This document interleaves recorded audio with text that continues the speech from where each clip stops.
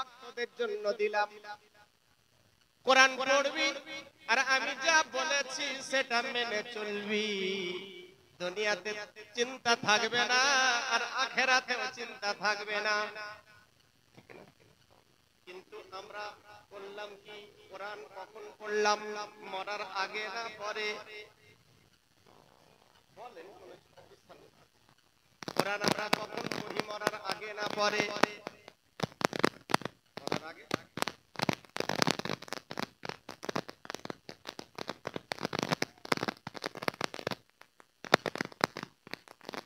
মরার আগে, মরার আগে কোরআন পড়ি।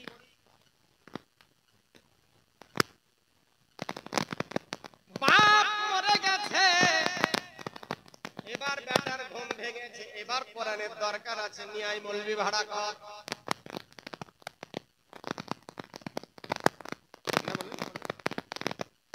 এবার নিয়ে আয় মৌলবির দরকার আছে। আচ্ছা বলেন, আপনারা মৌলবিকে ভালোবাসেন? মৌলবিদেরকে ভালোবাসেন? আরে হ্যাঁ কিনা বলেন, ভালোবাসেন? মিথ্যা কথা, মিথ্যা কথা। শখ করে বুকে হাত দিয়ে বলেন তো, কোন মৌলবিকে শখ করে কোনদিন দাওয়াত দিয়ে খাইয়েছেন? একজন হাত উঠান। যে খাস করে মৌলবি সাহেবকে বড় ভালোবাসি হুজুর, খাস করে আপনার দাওয়াত থাকলো, দুটো তালবি ইলমকে কোনদিন দাওয়াত করে খাইয়েছেন? খাইয়েছেন কখন? 40 দাওয়াত দিয়েছেন, চাহারুমে দাওয়াত দিয়েছেন, তিজাতে দাওয়াত দিয়েছেন, বাপের কবর জিয়ারতের সময় দাওয়াত দিয়েছেন, ওই সময় হুজুরকে খুব খাইয়েছেন। ঠিক কিনা বলেন? এটা ভালোবাসা। লাভের জন্য ডেকেছেন মৌলবি, আপনার বাপের কবর জিয়ারত করে দিবে, দোয়া করবে মৌলবি, বাপকে জান্নাতি করে দিবে, ওই জন্য ডেকেছেন। ঠিক কিনা বলেন? এটা ভালোবাসা। না, এই ভালোবাসার কোনো মূল্য কিয়ামতে এখন পাওয়া যাবে বলে মনে হয়। তো করার দরকার ছিল কি, করলাম কি? আল্লাহ বলল, বান্দারে প্রত্যেকদিন ফজরের নামাজ পড়ার পরে একটু কোরআনের তেলাওয়াত কর। কোরআন পড়তে না জানিস, যদি নাই জানিস, চেষ্টা করেও পারলি না, শিখতে পারলি না, বাপ মা ছোটবেলায় শিখাইনি, জওয়ানি কালে সংসারের চাপে শিখতে পারিনি, বয়স্ক কালে মুখ দিয়ে উচ্চারণ হয়নি, কোরআন শিখতে পারলাম না। আল্লাহ বলে, বান্দারে আমি আল্লাহ তাও কিছু বলবো না। কোরআন পড়তে পারলি না, আমি কিছু বলবো না। বলে আল্লাহ তাহলে কি করতে বলো, এটা তো বলো। আল্লাহ বলে, বান্দা কোন একটা দিন গোসল করে ঘরের অন্ধকারে যেখানে কেউ থাকবে না, ওই ঘরের ভিতরে গিয়ে কোরআনে পাকটাকে নিয়ে বুকের সঙ্গে জড়ে ধরে, চোখের সঙ্গে লাগিয়ে, মুখের সঙ্গে চুমো দিয়ে, মাথার উপরে তুলে যদি আল্লাহকে বলতে, আল্লাহ বাপ মা শিখাইনি, জওয়ানিতে শিখতে পারলাম না, বয়সকালে মুখে উচ্চারণ হলো না গো বাবু, কিন্তু আল্লাহ গো তোমার কোরআন বড় ভালোবাসি, আল্লাহ গো কোরআন তোমার খুব ভয় লাগে, তোমার কোরআনকে বড় ভালোবাসি। আল্লাহ বলে, বান্দারে যদি এটুকু করতি, তোর জীবনের সব গুনাহ আমি আল্লাহ ক্ষমা করে দিতাম। এটুকু তোর ভাগ্যে জুটলো না, এটুকু করতে পারলি না।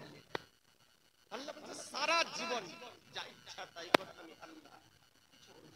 কিন্তু মরার আগে সেজদায় পড়ে যদি একবার খালি বলিস, আল্লাহ যা জীবনে করলাম সব ভুল করলাম গো মাবুদ, শেষ টাইমে আমি বুঝতে পেরেছি রব্বুল আলামিন তুমি মেহেরবানি করে আমাকে ক্ষমা করে দাও। শুনেছি তোমার নাম মেহেরবান, তোমার নাম রহমান। রব্বুল আলামিন আমার জীবনের সব গুনাহগুলি মাফ করে দাও রব্বুল আলামিন।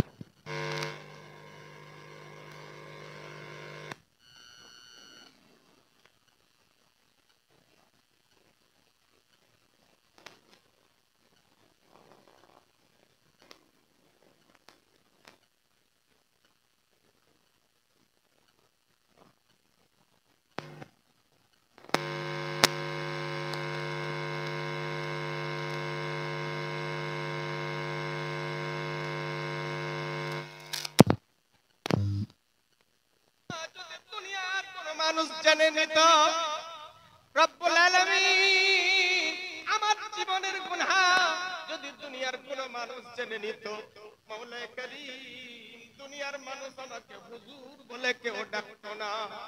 রব্বুল আলামিন রাতের অন্ধকারে দিনের আলোতে এত অন্যায় করেছি, আমার পাপের কথা যদি আমার ছেলে মেয়ে জেনে নিত, রব্বুল আলামিন আমাকে কোনদিন বাপ বলে স্বীকার করতো না। মাওলানা কারীম আমার বিবি যদি আমার পাপের কথা জেনে নিত, আমার সঙ্গে সংসার করতো না। রব্বুল আলামিন আমার পাপের কথা এখন পর্যন্ত তুমি দুনিয়ার মানুষের কাছে লুকিয়ে রেখেছো, কিয়ামতের দিন লুকিয়ে নিও গো মাবুদ। কিয়ামতের দিন কোটি কোটি লোকের সামনে আমার পাপের কথা প্রকাশ করে আমাকে তুমি অপমানিত করে দিও না, লাঞ্ছিত লজ্জিত করে দিও না। আল্লাহ বলে বান্দারে এ কথা বলে যদি দুনিয়া থেকে বিদায় নিতে পারিস, আমি আল্লাহ তাও তোর জীবনের গুনাহ ক্ষমা করে দিব। শুধু ক্ষমা নয় রে বান্দা, আমি আল্লাহ তোর পাপের পাহাড়টাকে আমি আল্লাহ নেকির পাহাড় বানিয়ে দিব, আমার ফেরেশতাদেরকেও জানতে দিব না। আল্লাহু আকবার। রাদা তারপরেও কি আমরা আল্লাহর কাছে কোনোদিন মাথা নত করলাম, স্বীকার করলাম? আল্লাহ বলে বান্দা কোরআন দিলাম পড়ার জন্য, পড়লি না, মরার সময় মনে পড়েছে এবার কোরআনের দরকার আছে।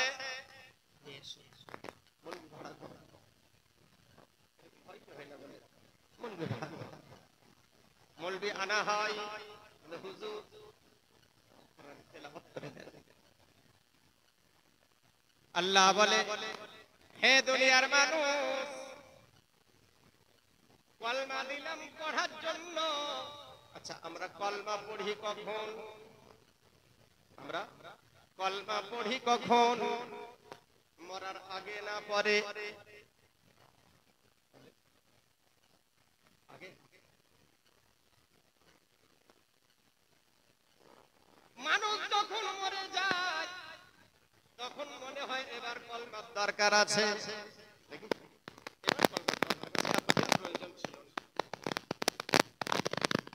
আল্লাহ কলমা দিয়েছিল কখন পড়ার জন্য? বেঁচে থাকাকালীন না মরার পরে? বেঁচে থাকাকালীন। কিন্তু করলাম কোনটা? মরার আর যখন কাঁধে উঠাই তখন মৌলভী সাহেব পড়াই, পড়ো আল্লাহু রাব্বি আল্লাহু রাব্বি আশহাদু আল্লা ইলাহা ইল্লাল্লাহ ওয়া আশহাদু আন্না মুহাম্মাদান আবদুহু ওয়া রাসূলুহু। মনে পড়েছে এবার কলমার দরকার আছে, এতদিন দরকার ছিল না, দরকার হয়নি। দরকার ছিল বললাম কি শুধু মিলাম। মানুষ মরেছে, মানুষ মারা গেছে, গ্রামে একটা মানুষ কাফন পরাতে জানে। আচ্ছা আপনারা কাফন সবাই পরাতে জানেন? আচ্ছা কিনা বলে চটপট করে জানে? জানে সবাই জানে? সবাই একটাই মানুষ জানতো কাফন পরাতে গ্রামে। আব্দুল সাত্তার সাহেব ইন্তেকাল করেছে, উনি খবর পেয়ে গেছে যে আব্দুল সাত্তার সাহেব ইন্তেকাল করেছে।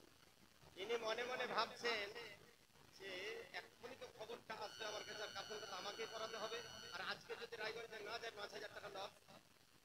তাড়াতাড়ি গুটিয়ে গুটিয়ে নিয়ে খেলে বের হবে, আর আমার সঙ্গে ছেলে চাচা কোথাও যাচ্ছেন? বলে হ্যাঁ বাবা খুব ইমার্জেন্সি কাজ আছে, আমি রায়গঞ্জে যাচ্ছি। চাচা আমার বাবা ইন্তেকাল করলো, তো গ্রামে তো কেউ কাফন করাতে জানে না, একটু কাফনটা করিয়ে দিলে খুব ভালো হতো। ৫,০০০ টাকা লস হলো কি হলো না? বলেন মনে মনে গালি দিবে কি দিবে না? মনে মনে বলবে এবারটা মরলো তো মরলো,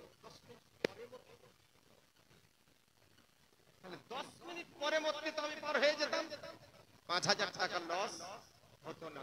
ঠিক কিনা বলেন? এটা যদি উনি কাফন যখন কাটবে, কাফন যখন পরাবে তখনও মনে মনে গালি দিবে, বেটা যদি 10 মিনিট পরে মতো 5000 টাকা লস হতো না, এই কাজটা কাপড়টা যদি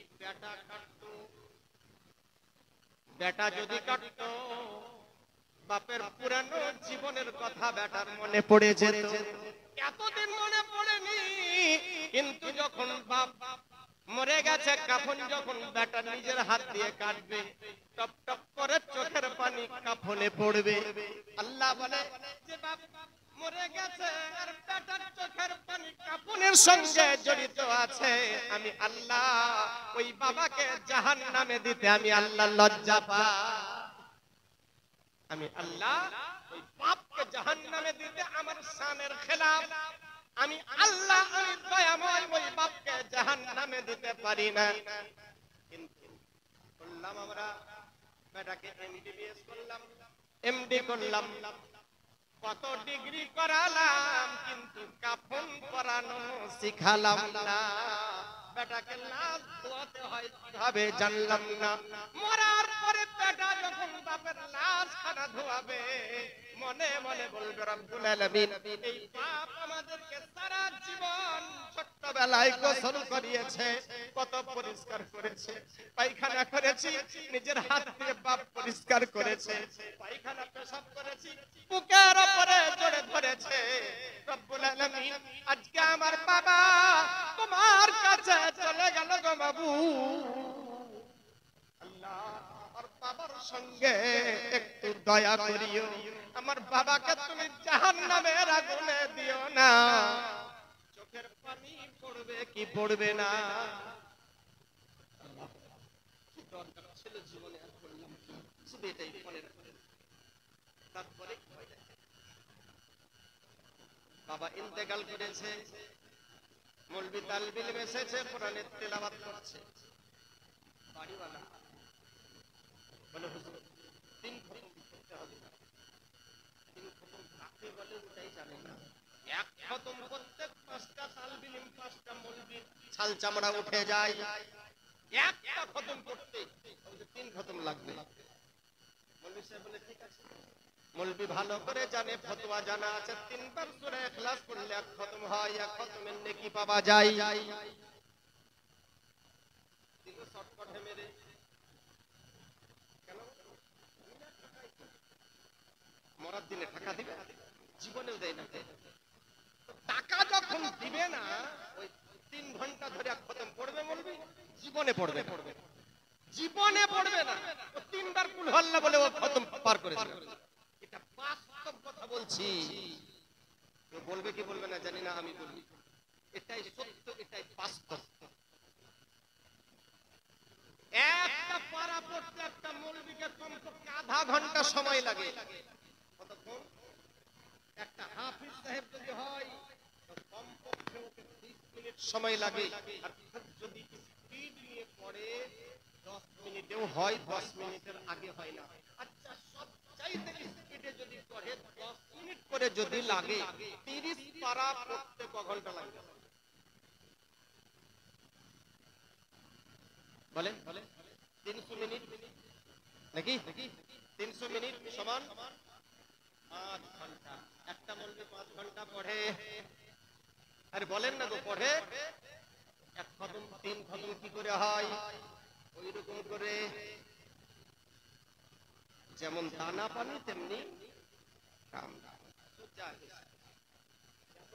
তেমন দোয়া, কোনো টেনশন নেই।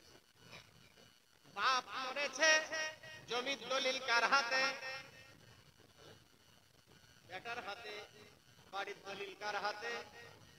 গাড়ির দলিল কার হাতে? বাক্সের চাবি কার হাতে? সব নিবে বেটা। আর 40 দিনে মৌলভীকে দাওয়াত করে বলে হুজুর দোয়া করে দেন টাইট করে, বাপ যেন জান্নাতি হয়ে যায়। দিবে কত মৌলভীকে? কত? 200 টাকা। জমি নিবে তুমি, গাড়ি নিবে তুমি, বাড়ি নিবে তুমি, বাক্সের চাবি নিবে তুমি, দোয়া করবে মৌলভী।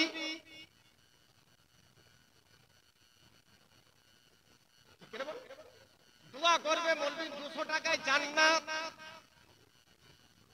জি এত সহজ। সারা জীবন আল্লাহর ইবাদত করলো না, শর্টকাটে জান্নাতে যেতে চাই। মূল্য 40 একদিন চাহারও একদিন দিজা 10 মাস বাস বেটার দায়িত্ব শেষ। আর মৌলবি তো দোয়া বিক্রি করে।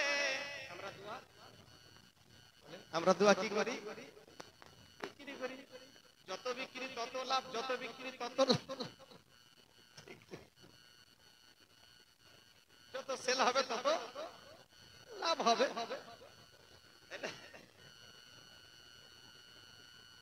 সব নিবে তুমি, দোয়া করবার সময় আলাদা কেউ? তোমার বাপ মরেছে তুমি দোয়া করো, লোক ভাড়া করো কেন? তারপরে আল্লাহ বলে বান্দারে মরার সময় একটা নতুন মশলা, আমার মনে হচ্ছে মানে শুনেছেন কিনা শুনেননি জানি না, আমার মনে হয় শুনেননি, শুনিয়ে দিচ্ছি, হয়তো কেউ কোনোদিন বলেছে কিনা জানি না। কোন মানুষ যখন মরে পাড়ার লোকগুলা দেখতে আসে কি আসে না? আপনাদের দিকে পাড়ার লোক আত্মীয় স্বজন দূর দূর থেকে আসে, দেখে একটা যুবক মারা গেছে, যুবতী মেয়েরা দেখতে আসে। আরে হ্যাঁ কিনা বলেন? আসে আসে, কম আসে না বেশি আসে? মেয়েরা কম আসে না বেশি আসে? মেয়ে বেশি, পুরুষ দেখার সময় কান্না কাটি তো বড়াই করবে, পুরুষ তো আর কাঁদবে না, ওরখানে কাঁদনা কাঁদলে জমবে না। মনে রাখেন কথাটা, কেউ কারোর জন্য কাঁদে না। দুনিয়া সার্থক জায়গা, কেউ কারোর জন্য কাঁদে না। কেন? স্বামী মারা গেছে, স্ত্রী এত কাঁদে এত কাঁদে, কিন্তু কেন কাঁদে ওটা তো উদ্ধার করবেন। স্বামী মারা গেছে, স্ত্রী কান্নার কারণ হলো আজকে থেকে ইনকাম বন্ধ, খাবো কি? এজন্য স্ত্রী কাঁদে। আর স্ত্রী বলে স্বামী কেন কাঁদে? চিন্তা করে আজ থেকে রান্না করবে কে, ছেলে মেয়েকে কি করে রান্না করে খাওয়াবো, আর ঝামেলায় পড়লাম। বাস্তব কথা কিনা বলে? এক একজন এক এক টেনশনে কাঁদে, কেউ কারোর জন্য কাঁদে না, কেউ কারোর জন্য নয়। আল্লাহর কোরআন বলে ওয়ালা তাজিরু ওয়াজিরাতুন বিজরা উখরা, বান্দারে আমি কিয়ামতের দিন কারো দায়িত্ব কারো উপরে ছাড়বো না। আমি তোমার হিসাব তোমার কাছে বুঝে নিব, কারো কাছে নিব না। তুমি তোমার হিসাব দিবে, তোমার হিসাব আমি আল্লাহ কারো কাছে নিব না।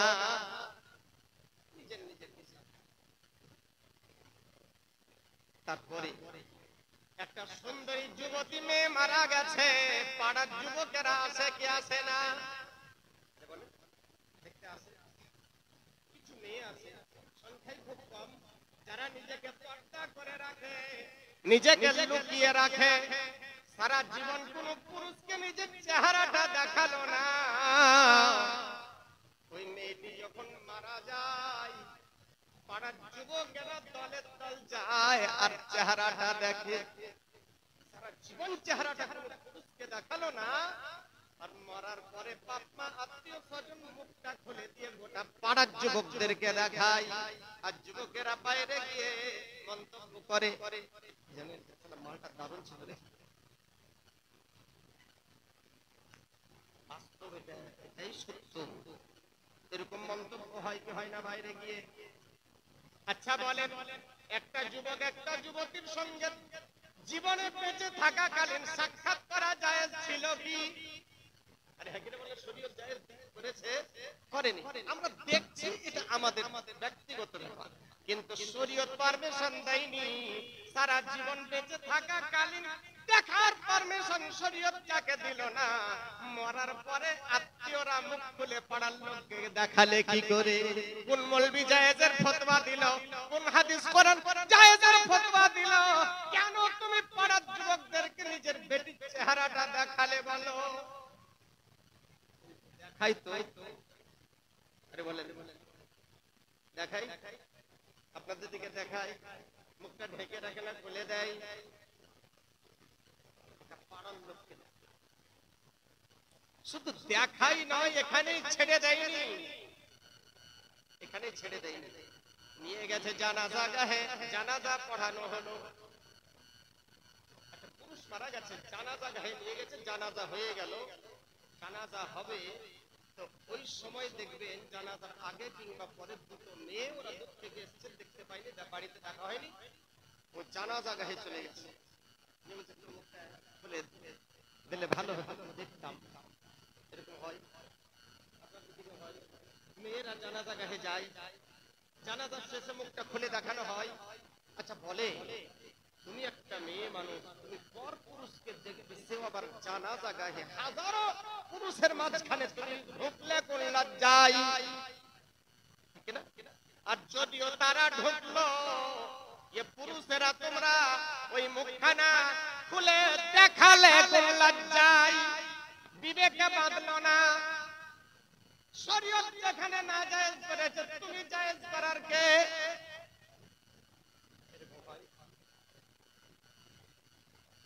আচ্ছা বলে, মানুষ মারা যায়, মারা যাওয়ার পরে লাশটা ধোয়ানো হয়, ঠিক এটা বলে, লাশটা ধোয়াই, গোসল করাই। গোসল কেন করাই জানেন? অনেকে জানা আছে, অনেকে জানা নাই। অনেক সময় অনেক মানুষ জান যখন কবজ করে, অনেক মানুষ পায়খানা পর্যন্ত করে, তো ওই নাপাক অবস্থায় কবরে রাখবো কিভাবে, কোন হিসাবে, যার জন্য গোসল করিয়ে পবিত্র করে কবরে রাখার চেষ্টা করে। তার জন্য তো গোসল করায়, নাকি না অন্য কোনো কারণ আছে? গোসল করিয়ে পবিত্র হয়ে আল্লাহর দরবারে হাজিরি দিতে হবে, পবিত্র হতে হবে, গোসল করতে হবে। মনে পড়লো কখন? মরার আগে না পরে? মরার আগে ঘুমাচ্ছেন নাকি?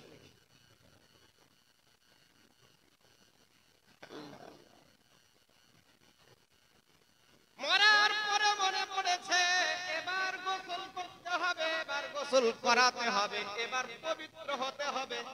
নাপাক অবস্থায় কবরে রাখা যাবে না। দরকার ছিল পবিত্র হবার, দরকার ছিল কখন? মরার আগে না পরে? বললাম কখন? মরার পরে। গোসল মনে পড়েছে। বেটার বিয়ে দিল, যুবক বেটা বাসর রাত্রে বিবির ঘর থেকে বের হলো, তখন গোসলের কথা মনে পড়লো না। বাপ বেটাকে মনে করিয়ে দিল না, মা বেটিকে মনে করিয়ে দিল না, তখন গোসলের কথা বলতে লজ্জা লেগেছে। এখন বাসর রাত্রে বেটা যখন বিবির ঘর থেকে বের হবে, ওই সময় বাপ যদি বলে গোসল করে, লজ্জা শরম আছে বুড়া, বলবে কি? বলবে না? বলবে না? তো দুনিয়ার কে বলুক বা না বলুক, স্ত্রী বলবে তোমার লজ্জা শরম আছে, এই দিনে বেটাকে গোসলের কথা বলে, বলবে না? বেরাদার, দরকার ছিল ওই সময় বেটার বিয়ে দেওয়ার আগে বেটাকে শিক্ষা দিয়ে বিবির ঘরে পাঠানোর দরকার ছিল। বাপ তুমি কেন শিখালে না বেটাকে গোসল করতে হয়? সারা জীবন কেটে গেল বিবির ঘর থেকে বেরিয়ে, কোনো দিন গোসল করলো না। জীবজন্তু মিলামিশার পর গোসল করে, জীবজন্তু জানোয়ার মিলামিশার পরে গোসল করে, গোসল করলো না। আমার আপনার বেটা বাসর রাত থেকে বিবির কাছ থেকে বের হয়েও গোসল করলো না। এরা কারা?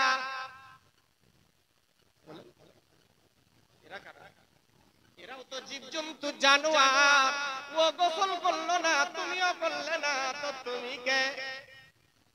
ও বুঝলো না, তুমিও বুঝলে না, তো তুমি কে? ওই দিন বেটাকে ডাকার দরকার ছিল, সেই দিন তুমি বেটাকে ডাকনি। আজকে পুরো বয়সে যদি ডাকো বেটা কথা শুনবে না। হ্যাঁ, তো বলছিলাম গোসলের কথা মনে পড়েছে মরার পরে। আচ্ছা, গোসলটা যখন করায় আপনার থেকে সিস্টেম কেমন জানি না, পর্দা দিয়ে ঘেরে, কিসের পর্দা দেয়? মশারি। এখন স্ট্যান্ডার্ড হয়েছে, মানুষ লাশ ধোয়ার জন্য একটা টেবিল বানানো হয়েছে সরকারি তরফ থেকে, মসজিদে রাখা থাকে অনেক সময়, এটাতে ধোয়ার ব্যবস্থা আর এটা থাকার ব্যবস্থা, পর্দার ব্যবস্থা করা হয়, হয় না? মশারি, কালো মশারি দিয়ে চারিদিক ঘিরে গোসল করাই। কেন? খোলামেলা গোসল করার কি অসুবিধা হতো? হ্যাঁ কিনা বলেন, অসুবিধা হতো? আর কিছু বলছেন না। মেয়ে হোক আর পুরুষ হোক, তাতে কি যায়? খোলামেলা গোসল করালে অসুবিধা কি হতো? ও তো মরেই গেছে, ওর দিকে আর কে তাকাবে?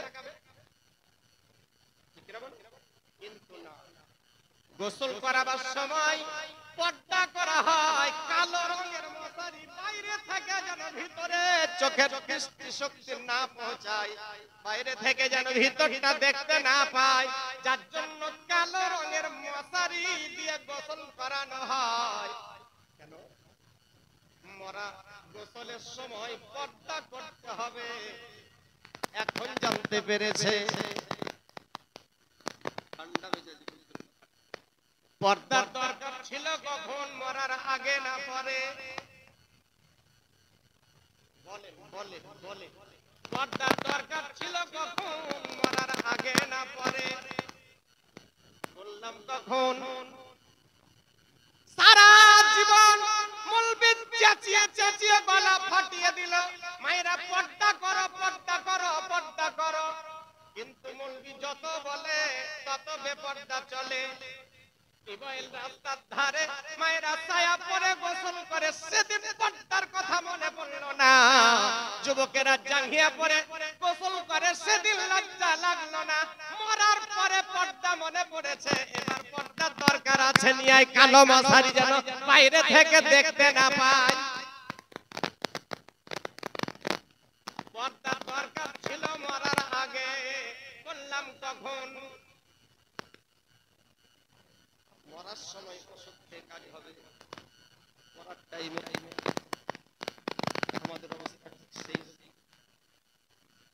তারপরে গোসল করানো হলো,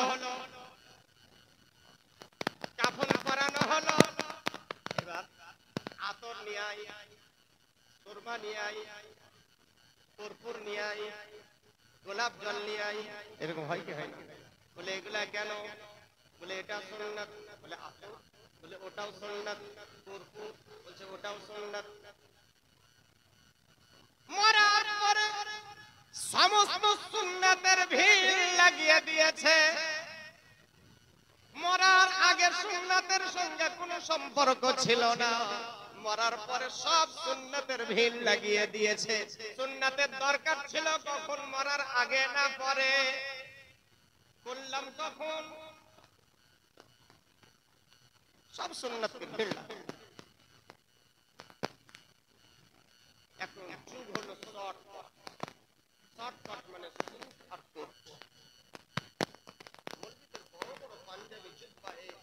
মানুষের পছন্দ, এত বড় কি দরকার? এখন তো শর্টকাটের যুগ। মৌলভী সাহেব আপনারাও করেন, মেয়েরাও এখন শর্টকাট শুরু করে দিয়েছে, স্যুট আর কোট। ওই সমস্ত মেয়েদের জন্য আল্লাহ পাক ওয়াইল জাহান্নাম তৈরি করেছে, যে সমস্ত মেয়েরা মেয়ে হয়ে পুরুষের লেবাস পরে পুরুষ সাজতে চায়, যারা মেয়ে ছেলে হয়ে মেয়ে সাজতে চায়, আল্লাহ এদের জন্য ওয়াইল জাহান্নাম তৈরি করে রেখেছে। আচ্ছা বলেন, মেয়েরা এখন প্যান্ট শার্ট পরে কি পরে না? বলেন না, এই প্যান্ট শার্ট কিনে দিল কে? বাবা।